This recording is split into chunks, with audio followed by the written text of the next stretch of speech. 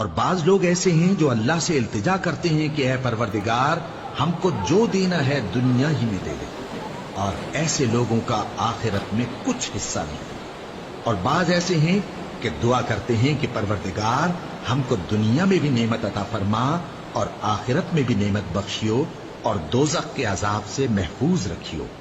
یہی لوگ ہیں جن کے لیے ان کے کاموں کا حصہ یعنی اجر نیک تیار ہے، اور اللہ جلد حساب لینے والا ہے۔ اور قیام منہ کے دنوں میں جو گنتی کے دن ہیں اللہ کو یاد کرو، اگر کوئی جلدی کرے اور 2 ہی دن میں چل دے تو اس پر بھی کچھ گناہ نہیں، اور جو بات تک ٹھہرا رہے اس پر بھی کچھ گناہ نہیں۔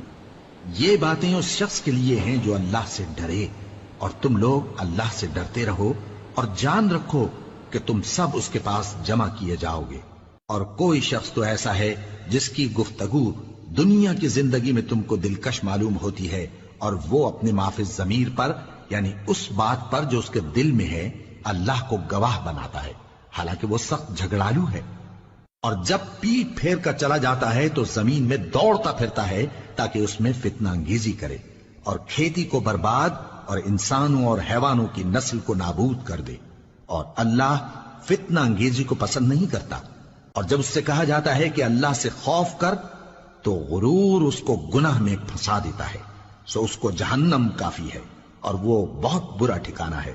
اور کوئی شخص ایسا ہے کہ اللہ کی خوشنودی حاصل کرنے کے لیے اپنی جان بیچ ڈالتا ہے، اور اللہ بندوں پر بہت مہربان ہے۔ مومنو، اسلام میں پورے داخل ہو جاؤ اور شیطان کے پیچھے نہ چلو، وہ تو تمہارا کھلا دشمن ہے۔ پھر اگر تم احکام روشن پہنچ جانے کے بعد لڑکھڑا جاؤ تو جان رکھو کہ اللہ غالب ہے، حکمت والا ہے۔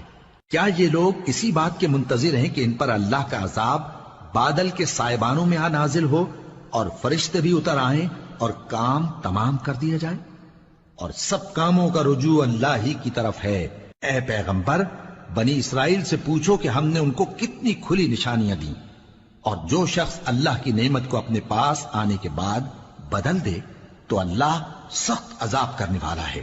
اور جو کافر ہیں ان کے لیے دنیا کی زندگی خوشنما کر دی گئی ہے، اور وہ مومنوں سے تمسخر کرتی ہیں، لیکن جو پرہیزگار ہیں وہ قیامت کے دن ان سے اوپر ہوں گے۔ اور اللہ جس کو چاہتا ہے بے حساب رزق دیتا ہے۔ پہلے تو سب لوگوں کا ایک ہی مذہب تھا، لیکن وہ آپس میں اختلاف کرنے لگے تو اللہ نے ان کی طرف بشارت دینے والے اور ڈر سنانے والے پیغمبر بھیجے، اور ان پر سچائی کے ساتھ کتابیں نازل کی تاکہ جن امور میں لوگ اختلاف کرتے تھے ان کا ان میں فیصلہ کر دے۔